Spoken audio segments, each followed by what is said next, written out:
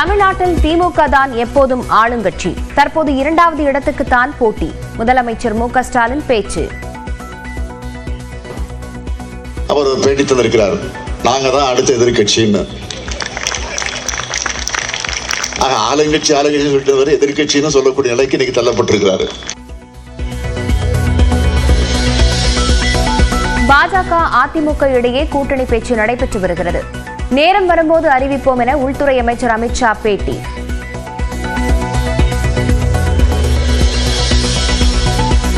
அதிமுகவுடன் கூட்டணி என்பது அமித்ஷாவின் சொந்த கருத்து. துணை பொதுச் செயலாளர் கே.பி. முனுசாமி விளக்கம்.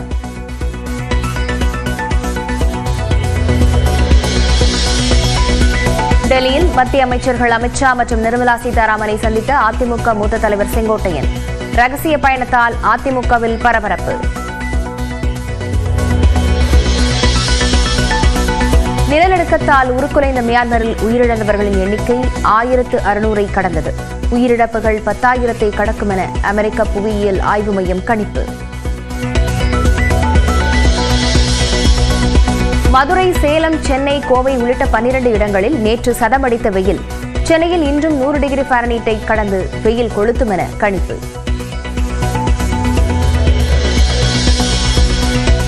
இங்கிலாந்து இசைக்குழுவினர் பீத்தோவன் இசையுடன் தனது சிம்பனி இசையை ஒப்பிட்டதாக இசையமைப்பாளர் இளையராஜா பெருமிதம். நியூஸ் 18 தமிழ்நாடு ஆசிரியர் கார்த்திகை செல்வனுக்கு அளித்த நேர்காணலில் சிம்பனி அனுபவங்களை பகிர்ந்து கொண்டார். கிளாசிக்கல்ங்கிறது எப்போ வருதுன்னா ஃபர்ஸ்ட் பரூக் பீரியடு, அப்புறம் கிளாசிக்கல், அப்புறம் ரொமான்டிக் பீரியட். ரொமான்டிக்கில் தான் பீத்தோவனும் மோசாட்டும் வராங்க. நம்மளது கொண்டு கிளாசிக்கல் தான் பீத்தோவனுக்கு முன்னாடி கொண்டு போயிடாது.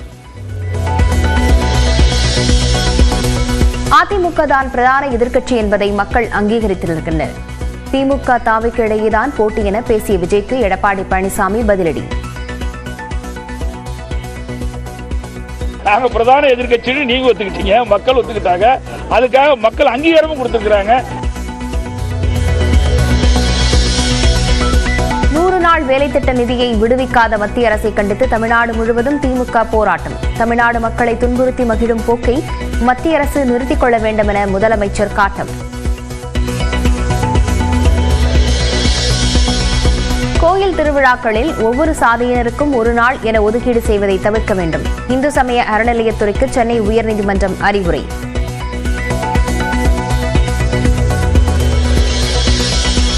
நெல்லை மாவட்டத்தில் மீண்டும் கொட்டப்பட்ட மருத்துவ கழிவுகள். மானூர் ஆலங்குளம் சாலையில் காலாவதியான மருந்துகளை கொட்டிச் சென்றவர் யார் என விசாரணை.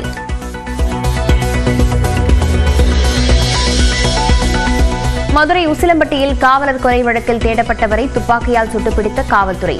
காயமடைந்த கஞ்சா வியாபாரி பொன்வண்ணன் மேல் சிகிச்சைக்காக மதுரை ராஜாஜி அரசு மருத்துவமனையில் அனுமதி. சென்னை அடுத்த கிளாம்பாக்கத்தில் நீட் தேர்வுக்கு தயாராகி வந்த மாணவி தற்கொலை. நீட் ரகசியத்தை எப்போது வெளியிடுவீர்கள் என திமுக அரசுக்கு எதிர்க்கட்சித் தலைவர் எடப்பாடி பழனிசாமி கேள்வி. நாக்பூரில் உள்ள RSS தலைமையகத்திற்கு இன்று செல்கிறார் பிரதமர் மோடி. பிரதமரான பிறகு முதல் முறையாக பயணம். சத்தீஸ்கரில் பாதுகாப்பு படையினருடன் நடந்த துப்பாக்கிச் சண்டையில் நக்சலைட்டுகள் 16 பேர் உயிரிழப்பு. பாதுகாப்பு படையினர் 2 பேர் காயம். IPL-இல் 2வது போட்டியிலும் மும்பை இந்தியன்ஸ் தோல்வி. 36 ரன்கள் வித்தியாசத்தில் வெற்றி பெற்ற குஜராத் டைட்டன்ஸ். IPL தொடரின் இன்றைய ஆட்டத்தில் ராஜஸ்தான் ராயல்ஸை எதிர்கொள்கிறது CSK. மற்றொரு போட்டியில் டெல்லி கேபிட்டல்ஸ் மற்றும் சன்ரைசர்ஸ் ஹைதராபாத் மோதல். இஸ்லாமியர்களுக்கு ஒரு ஆபத்து வந்தால் முதலில் குரல் கொடுப்பது திமுக தான் என கூறிய முதலமைச்சர் எதிர்க்கட்சி வரிசைக்கு தமிழ்நாட்டு அரசியலில் போட்டி நிலவுவதாக தெரிவித்தார்.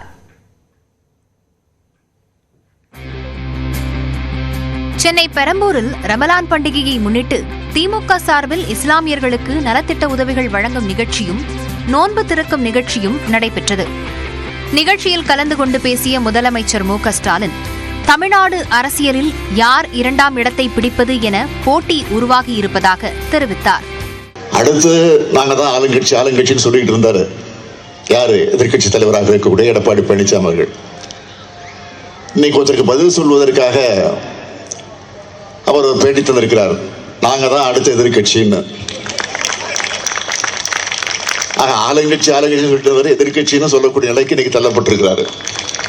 இதுதான் இன்றைக்கு இருக்கக்கூடிய நிலை. இப்போ 2வது இடத்திற்கு யார் வருவது என்பதில் தான் இன்றைக்கு போட்டி ஏற்பட்டிருக்கிறது அவங்களுக்குள்ள. நம்ம பொறுத்த வரைக்கும் நாம் எப்போதும் நாம் தான் முதல் இடத்துக்கு வரப்போறோம். நாம தான் ஆளுங்கட்சி. இஸ்லாமியர்களுக்கு எதிராக மத்திய அரசு கொண்டு வந்த வக்ஃப் வாரிய சட்டத்தை முழுமையாக திரும்பப் பெற சட்டப்பேரவையில் தனி தீர்மானம் நிறைவேற்றியதை உலக அளவில் உள்ள இந்திய இஸ்லாமிய அமைப்புகள் பாராட்டி வருவதாக கூறினார். 2 நாட்களுக்கு முன்னாடி கூட இஸ்லாமியரை வஞ்சிக்கக்கூடிய இந்த சட்ட திருத்தத்தை முழுமையா திரும்ப பெற வேண்டும் என்று நம்முடைய தமிழ்நாடு சட்டமன்றத்தில் தனி தீர்மானம் கொண்டு வந்து நிறைவேற்றி நம்ம அரசுடைய நிலைப்பாட்டை நாம் தெளிவாக அறிவித்திருக்கிறோம்.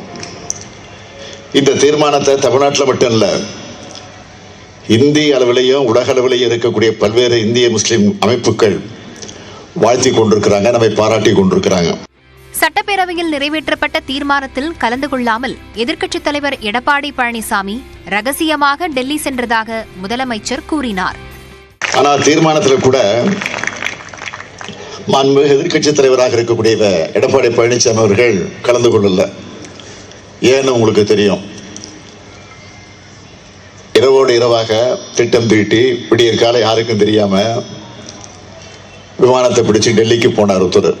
அவர் தான் எதிர்கட்சி தலைவர். அங்க போய் விமான நிலையத்தில் இறங்கி ஒரு 4 கார் மாறி மாறி போயிருக்கிறாரு. ஏதோ கொள்ளக்கூடத்தை கொள்ளடிக்க போற மாதிரி போயிருக்கிறாரு. அது தெளிவா எல்லா பத்திரிகையிலையும் வெளிவந்திருக்கிறது. ஆக பல கார்கள் மாறி போய் என்ன செஞ்சிருக்காருன்னா, இந்த சட்டத்தை கொண்டு வர போற அமித்ஷாவை சந்திச்சிருக்கிறார். இதுதான் முக்கியம். டெல்லியில் அமித்ஷாவை சந்தித்த போது இருமொழிக் கொள்கையை வலியுறுத்தியதற்கு எடப்பாடி பழனிசாமிக்கு நன்றி என முதலமைச்சர் மு.க.ஸ்டாலின் கூறினார். இருமொழிக் கொள்கையை பத்தி பேசுனீங்களான்னு, இருமொழிக் கொள்கை பத்தி அழுத்தமா பேசினேன் அப்படின்னு சொல்லியிருக்கிறார். நன்றி. தமிழ்நாட்டு மக்களின் சார்பில் நான் அவருக்கு நன்றி சொல்லுகிறேன். சிறுபான்மையின மக்களுக்கு ஒரு ஆபத்து என்றால் ஆட்சியில் இருந்தாலும் இல்லாவிட்டாலும் முதல் குரல் கொடுப்பது திமுக தான் என முதலமைச்சர் மு.க.ஸ்டாலின் கூறினார். அதிமுகவுடன் கூட்டணி அமைப்பது குறித்து பேச்சுவார்த்தை நடைபெற்று வருவதாக மத்திய உள்துறை அமைச்சர் அமித்ஷா கூறியுள்ளார். ஆங்கில செய்தி ஊடகத்திற்கு பேட்டியளித்த மத்திய உள்துறை அமைச்சர் அமித்ஷா, சரியான நேரம் வரும்போது கூட்டணி குறித்த அறிவிப்பை வெளியிடுவோம் எனவும் குறிப்பிட்டார். தமிழ்நாட்டில் வேலைவாய்ப்பு இல்லாததால் இளைஞர்கள் வேறு மாநிலங்களுக்கு புலம்பெயர்ந்து வருவதாகவும், முன்னணி மாநிலமாக இருந்த தமிழ்நாடு திமுக அரசின் கொள்கைகளால் குழப்பமான நிலைக்கு தள்ளப்பட்டுள்ளதால் திமுகவை ஆட்சியிலிருந்து மக்கள் அகற்றுவர் என தான் நம்புவதாகவும் கூறினார். 2026 சட்டப்பேரவைத் தேர்தலின் மூலம் தென் மாநிலத்தில் தேசிய ஜனநாயக கூட்டணி ஆட்சிக்கு வரும் எனவும் அமித்ஷா நம்பிக்கை தெரிவித்தார். கடந்த செவ்வாய்க்கிழமை திடீரென டெல்லி சென்ற அதிமுக பொதுச் செயலாளர் எடப்பாடி பழனிசாமி மத்திய உள்துறை அமைச்சர் அமித்ஷாவை சந்தித்து பேசிய நிலையில் கூட்டணி பேச்சு நடப்பதாக அமித்ஷா கூறியிருப்பது பரபரப்பை ஏற்படுத்தியுள்ளது. ஆனால் இது அமித்ஷாவின் சொந்த கருத்து என அதிமுக துணை பொதுச் செயலாளர் KP முனுசாமி தெரிவித்துள்ளார். அது அவர் சொல்லுகின்ற கருத்து. அவர் சொல்லுகின்ற கருத்தை எங்களிடத்தில் நீங்கள் கேட்கக்கூடாது. எங்களுடைய இன்றைய நிலைப்பாடு, நாங்கள் சென்ற முழு காரணம் மாநிலத்தினுடைய நலன் கருதி தான் சென்றிருக்கிறோம். அரசியல் நோக்கத்துடன் எடப்பாடி பழனிசாமி அமித்ஷாவை சந்திக்கவில்லை என்றும் அவர் விளக்கமளித்தார். அதிமுக பாஜக கூட்டணி பேச்சுவார்த்தை குறித்த பரபரப்புக்கு மத்தியில் மத்திய உள்துறை அமைச்சர் அமித்ஷாவை அதிமுக முன்னாள் அமைச்சர் செங்கோட்டையன் ரகசியமாக சந்தித்து பேசியதாக தகவல் வெளியாகியுள்ளது. அதிமுக பொதுச் செயலாளர் எடப்பாடி பழனிசாமி மற்றும் முன்னாள் அமைச்சர் செங்கோட்டையன் இடையே கருத்து வேறுபாடு நிலவி வருவதாக கூறப்படுகிறது. நிலையில் மதுரையிலிருந்து ரகசியமாக செங்கோட்டையன் டெல்லி சென்றதாக தகவல் வெளியாகியுள்ளது. அங்கு மத்திய உள்துறை அமைச்சர் அமித்ஷா மற்றும் நிதியமைச்சர் நிர்மலா சீதாராமனை செங்கோட்டையன் சந்தித்துவிட்டு திரும்பியுள்ளதாக கூறப்படக்கூடிய நிலையில் இது அதிமுகவுக்குள் சலசலப்பை ஏற்படுத்தியுள்ளது. இது குறித்து பதிலளித்த முன்னாள் அமைச்சர் செல்லூர் ராஜு, தற்செயலாக சந்திப்பு நடந்திருக்கும் என்று கூறினார். செங்கோட்டையன் பேசுனதை பற்றி ஒரு பெருசா, நிர்மலா சீதாராமன் தமிழ் தானே, அது மதுரையில் பிறந்த பெண்ணு, அப்புறம் என்ன இருக்கு, அவங்கள பார்க்கறது என்ன தப்பு ஒன்றும் இல்லையே, ஒன்றும் கிடையாது. தற்செயலாக பார்த்துருப்பாங்க, எங்கேயாச்சும் பார்த்துருப்பாங்க. உள்நோக்கத்துடன் மத்திய அமைச்சர்களை செங்கோட்டையன் சந்தித்திருக்க மாட்டார் என்றும் அவர் தெரிவித்தார். தமிழ்நாட்டில் திமுகவுக்கு தான் முதலிடம் என்றும் 2வது இடத்திற்கு தான் போட்டி நிலவுவதாக முதலமைச்சர் மு.க. ஸ்டாலின் கூறியிருக்கிறார். அடுத்து நாங்க தான் ஆளுங்கட்சின்னு சொல்லிட்டு இருந்தாரு யாரு, எதிர்க்கட்சி தலைவராக இருக்கக்கூடிய எடப்பாடி பழனிசாமி அவர்கள். இன்னைக்கு ஒருத்தருக்கு பதில் சொல்வதற்காக அவர் ஒரு பேட்டி தந்திருக்கிறார், நாங்க தான் அடுத்த எதிர்க்கட்சின்னு. ஆக இப்போ 2வது இடத்திற்கு யார் வருவது என்பதில் தான் இன்றைக்கு போட்டி ஏற்பட்டிருக்கிறது அவங்களுக்குள்ள. நம்ம பொறுத்த வரைக்கும் நாம் எப்போதும் நாம் தான் முதல். 2026 சட்டமன்ற தேர்தல் தொடர்பான விஜயின் பேச்சால் வரும் தேர்தலில் யாருக்கும் போட்டி என்ற விவாதம் எழுந்திருக்கும் நிலையில் முதலமைச்சர் இவ்வாறு தெரிவித்துள்ளார். சென்னை பெரம்பூரில் ரமலான் பண்டிகையையொட்டி திமுக சார்பில் இஸ்லாமியர்களுக்கு நலத்திட்டம் வழங்கும் நிகழ்ச்சியும் இஃப்தார் நோன்பு திறக்கும் நிகழ்ச்சியும் நடைபெற்றது. இதில் பங்கேற்று பேசிய முதலமைச்சர் ஸ்டாலின் வக்ஃப் வாரிய மசோதாவுக்கு எதிராக சட்டப்பேரவையில் தீர்மானம் நிறைவேற்றிய போது இபிஎஸ் வரவில்லை என்று குற்றஞ்சாட்டினார். இந்த சட்டத்தை கொண்டு வர போற அமித்ஷாவை சந்திச்சிருக்கிறார், இதுதான் முக்கியம். மறுநாள் இந்த தீர்மானத்தை நம்ம கொண்டு வர போறோம் தெரிஞ்சும் அவர் சட்டமன்றத்துக்கு வரல. இன்றைக்கு பிரதான எதிர்க்கட்சி யாருன்னு கேட்டீங்கன்னா அதிமுக தான். அதே சமயம் டெல்லியில் அமித்ஷாவை சந்தித்த போது இருமொழிக் கொள்கையை வலியுறுத்தியதற்கு இபிஎஸ்க்கு நன்றி என்றும் முதலமைச்சர் ஸ்டாலின் கூறினார். தொண்டனை உற்சாகப்படுத்துவதற்காக அவள் அப்படி கருத்து சொல்லுவாங்க. இந்த எல்லா கட்சி தலைவர்களும் அப்படித்தான். 2026 சட்டப்பேரவை தேர்தலில் திமுகவுக்கும் தாவேகாவுக்கும் தான் போட்டி என்று விஜய் கூறிய கருத்துக்கு எதிர்க்கட்சித் தலைவர் எடப்பாடி பழனிசாமி கூறிய கருத்துக்களே இது. சேலம் மாவட்டம் ஓமலூரில் நீர்மோர் பந்தலை திறந்து வைத்த எடப்பாடி பழனிசாமி பொதுமக்களுக்கு பழங்கள் மற்றும் மோர் வழங்கினார். பின்னர் செய்தியாளர்களை சந்தித்த அவர் பிரதான எதிர்க்கட்சி அதிமுக என்பதை மக்கள் அங்கீகரித்திருப்பதாக கூறினார். எங்கள் தலைவர்கள் அப்படி இந்த நாட்டை ஆண்டிருக்கின்றார்கள். இன்றைக்கு எதிர்க்கட்சியில் இருக்கின்றவர்கள் கூட சரி, புதிய கட்சி தொடர்கின்றவர்கள் சரி, எப்படி நடக்க வேண்டும் என்பதற்கு எடுத்துக்காட்டாக விளங்கிய தலைவர்கள் பொன்மனச்செம்மல் புரட்சித் தலைவர் எம்ஜிஆர், இதையும் புரட்சித் தலைவர் அம்மா. மேலும் சட்ட ஒழுங்கு பிரச்சினை குறித்து சட்டப்பேரவையில் பேச அனுமதி மறுத்து தங்களை திட்டமிட்டு சபாநாயகர் வெளியேற்றியதாக எடப்பாடி பழனிசாமி குற்றம் சாட்டினார். யாருக்கு போட்டியோ அதை பற்றி நாங்கள் கவலைப்படவில்லை. எங்கள் கட்சியிலே நாங்கள் உழைப்போம், நாங்கள் ஜெயிப்போம். யாரோடு சேர்கிறார்கள்தான் எங்களுக்கு கவலை இல்லை. திமுகவையும் முதலமைச்சரையும் நேரடியாக தாக்கி பேசிய தமிழக வெற்றிக் கழகத்தின் தலைவர் விஜய்க்கு திமுக பொதுச் செயலாளர் துரைமுருகன் கூறிய பதிலே இது. இதேபோல சக்திமயமான திமுக ஆட்சியை எந்த சக்தியாலும் அகற்ற முடியாது என்று தமிழக வெற்றிக் கழகத்தின் தலைவர் விஜய்க்கு அமைச்சர் சேகர் பாபு பதிலளித்துள்ளார். மன்னராட்சி காத்து நின்றது எங்கள் கைகளே, மக்களாட்சி காண செய்தது எங்கள் நெஞ்சமே, என்றும் ஆளும் இந்த எங்கள் ஆட்சி இந்த மண்ணிலே. இதுதான் அவருக்கு பதிலாக சொல்லிக் கொள்கிறேன்.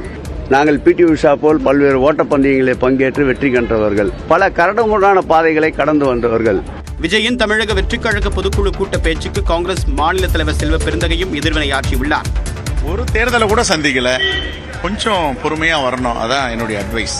அவசரப்பட வேண்டாம். எல்லா கட்சிக்கும் ஒரு பாடம் எடுக்கிற வேண்டிய காங்கிரஸ் பேர் இயக்கத்திற்கு 140 வயது. இந்த தேசத்தில் முதுமையான வரலாற்று சிறப்பு மிக்க ஒரு கட்சி, 140 வயது உடைய கட்சி, 140 ஆண்டுகளா மக்கள் பணியில் இருக்கு. எங்களுக்கு போயிட்டு யாரும் அட்வைஸ் பண்ண வேணாம். மன்னராட்சி என்று தமிழக வெற்றிக் கழகத்தின் தலைவர் விஜய் கூறுவது முறையல்ல என்றும் செல்வ பெருந்தகை கண்டனம் தெரிவித்தார்.